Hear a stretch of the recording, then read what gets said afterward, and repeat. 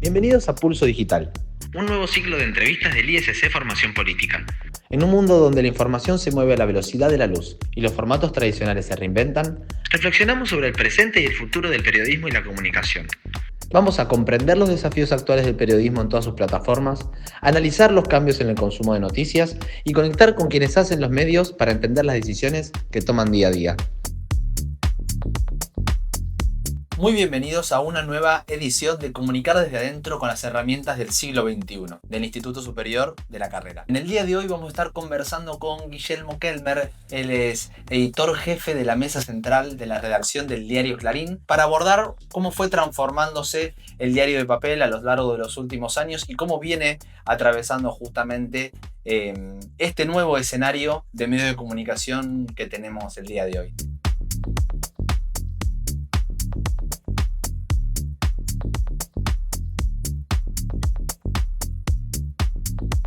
Guillermo, buenas tardes, ¿cómo te va? Muy bien, gracias por la Gracias por invitación. venir. Entiendo que trabajás en el diario hace más de 20 años. Sí, Tenés una trayectoria un poco más larga también aún en medios. exactamente. Entonces me gustaría primero arrancar por ahí, que nos cuentes un poco cómo llegaste a ser editor jefe de la mesa central del diario.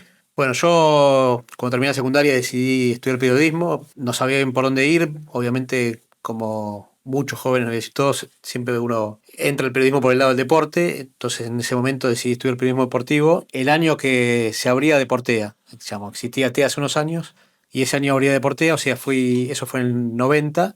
La primera camada. La primera camada de Portea, sí, exactamente.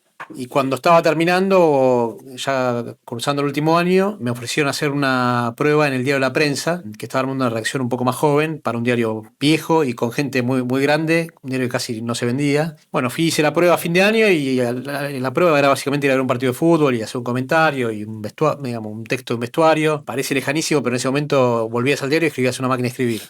Es lejano y obviamente no había ni internet ni Google para para chequear información y esas cosas. Parece otra vida, pero fue en esta, Claro. y es parte de esa transformación que supongo vamos a hablar Abordar. durante la charla. Bueno, empecé a trabajar en el año 93 en el Diario de la Prensa, que al año y medio, creo, también tuvo una especie de transformación, digamos, con un nuevo dueño y un intento de relanzamiento que no funcionó del todo, pero ahí se armó en deporte sobre todo una redacción joven y con mucho empuje que terminó siendo casi la base del diario Le, que se crea en el año 96, el primer diario deportivo de la Argentina.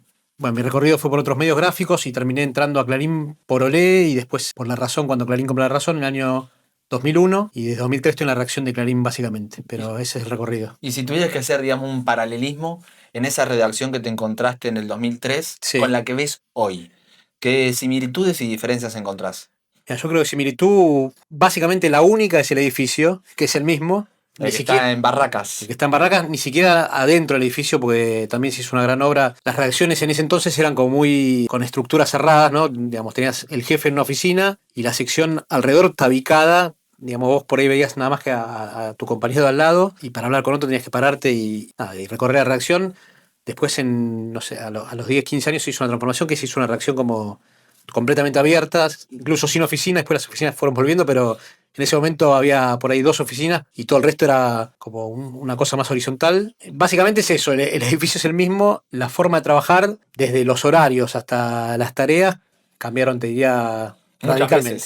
Muchas veces se Y siguen radicalmente, cambiando. claro. El cambio más notorio es nada, de pasar a ser solamente el diario de papel, a hacer una web y el diario de papel, y a entender qué lugar ocupa el diario de papel dentro de esa estructura, que cada vez es menor, digamos, si se quiere. Pero básicamente sí, fueron muchos cambios, por ahí en muy poco tiempo. No solo, digamos, estos cambios son generales, ¿no? Pero se notó nosotros, para los que trabajamos en medios gráficos, fue un cambio muy, muy grande porque tuvimos que cambiar la forma de trabajar, el idioma en que trabajamos, si se quiere, los horarios y el público al que apuntamos.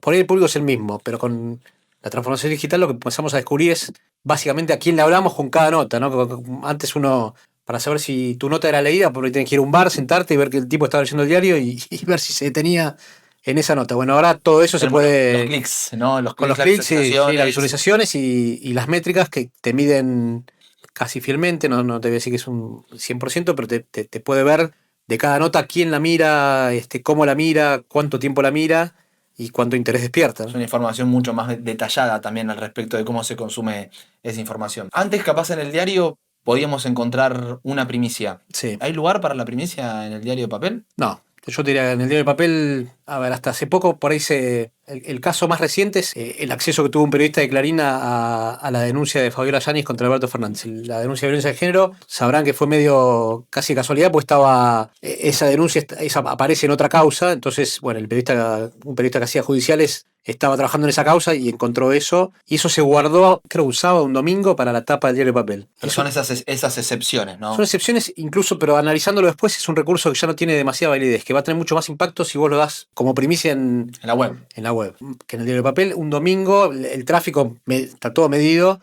Obviamente sábado y domingo cae mucho el tráfico digital, y tener algo tan fuerte para un fin de semana no te aporta, y aparte le regalás, si querés, a la competencia La información. la información y un día para trabajarla, porque digamos, Claro. como 24 horas para que la pueda ver. Es un cambio en la cabeza de quienes manejan el diario. Quienes hoy siguen manejando el diario son lo mismo que lo manejaron desde los 90, te diría, que era el momento que el papel hacía la diferencia, y por ahí estás un poquito anclado con eso.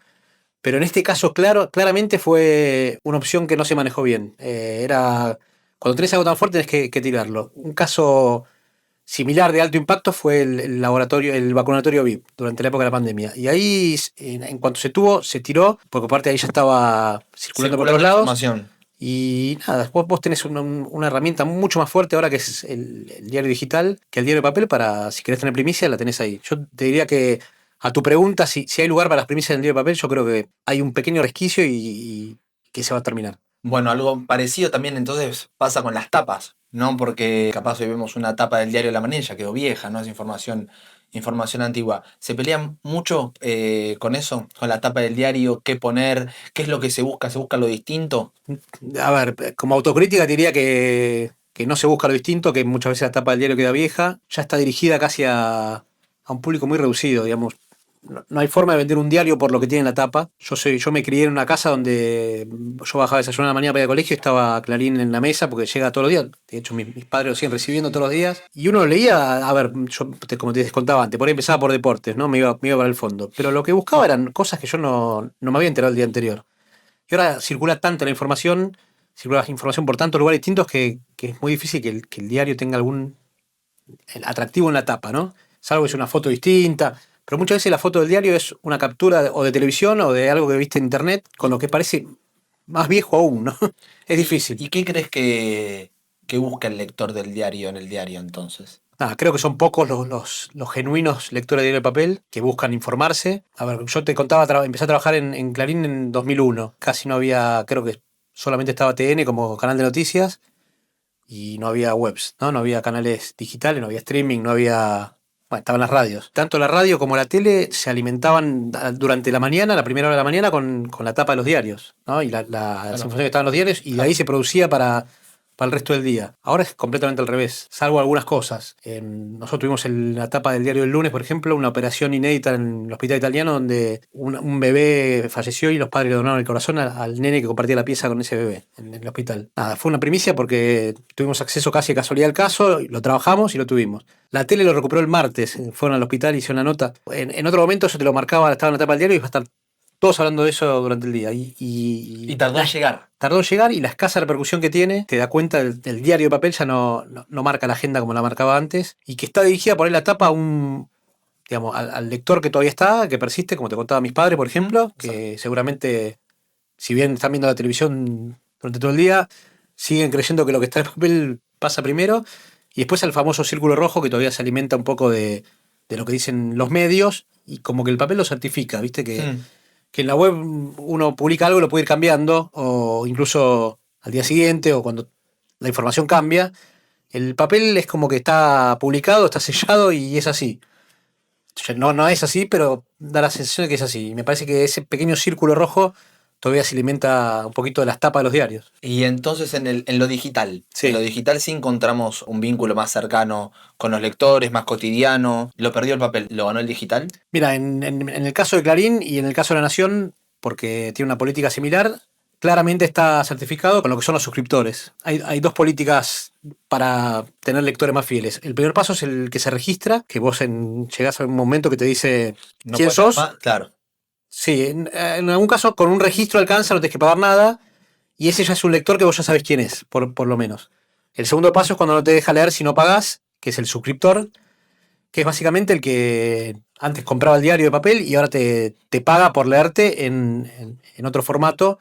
Es difícil en Argentina, o sigue siendo difícil, que algo que nació gratis haya que pagar para verlo, en este caso, o para leerlo, y aparte porque tenés competencia que es gratuita, ¿no? Claro, por supuesto. Eso es más complicado, pero eso te permite por lo menos fidelizar a tus lectores y tenés mucha más información de la que tenías antes, porque antes tenías el que, sabías el que estaba arreglado con el kiosquero, que el kiosquero se lo llevaba y sabía un poco de él.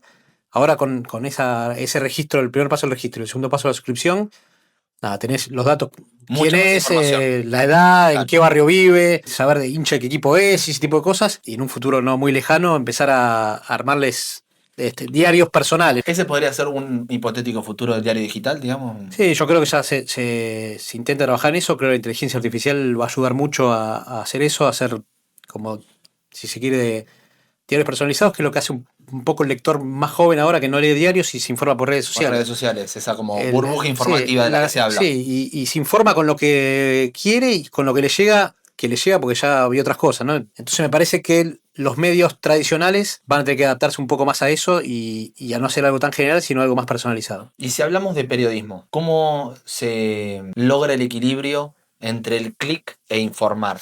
Digamos, ¿no? ¿Cuántas veces se cae en ese riesgo, ¿no? De por buscar más clics se pierde el rigor periodístico? Es un tema delicado. Yo creo que hay herramientas en estos medios digitales para tener clics sin dejar de lado el periodismo. Me parece que los periodistas que aún siguen ejerciendo el periodismo dentro de los medios gráficos tienen que seguir haciéndolo con recetas antiguas, modernizadas, digamos, pero no agarrarse de esas cosas de títulos engañosos o de textos que la respuesta está en el 19º párrafo para que el lector tenga que llegar hasta ahí, y que los medios mismos tienen herramientas, digamos, tienen secciones que son virales, en Clarín tenemos una que se llama internacionales, que busca información de ese tipo, que están pensadas más en generar clics, pero la otra parte, la del periodismo, en un medio gráfico tradicional por lo menos no se tiene que perder, y me parece que es el equilibrio que hace menos tiempo, digamos, estamos buscando y que va a llevar un tiempo todavía Lograr alcanzarlo. consolidarlo. Exactamente. Esta digitalización de los diarios, Sí.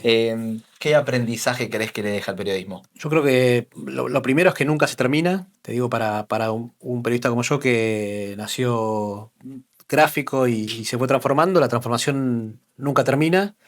Bueno, la irrupción de la inteligencia artificial certifica esto, digamos, ahora vamos a tener que adaptarnos a otros cambios. Y la enseñanza me parece primordial es esta, es saber a quién le hablamos en cada nota, en cada artículo, si se quiere, que antes era imposible hacerlo. Me parece que antes hacía un producto que era muy valorado por el lector que era fiel y te compraba, y ahora es mucho más parcial, porque no hace falta que te compre un paquete, sino que te puede comprar por nota, y saber a quién hablarle y cómo hablarle.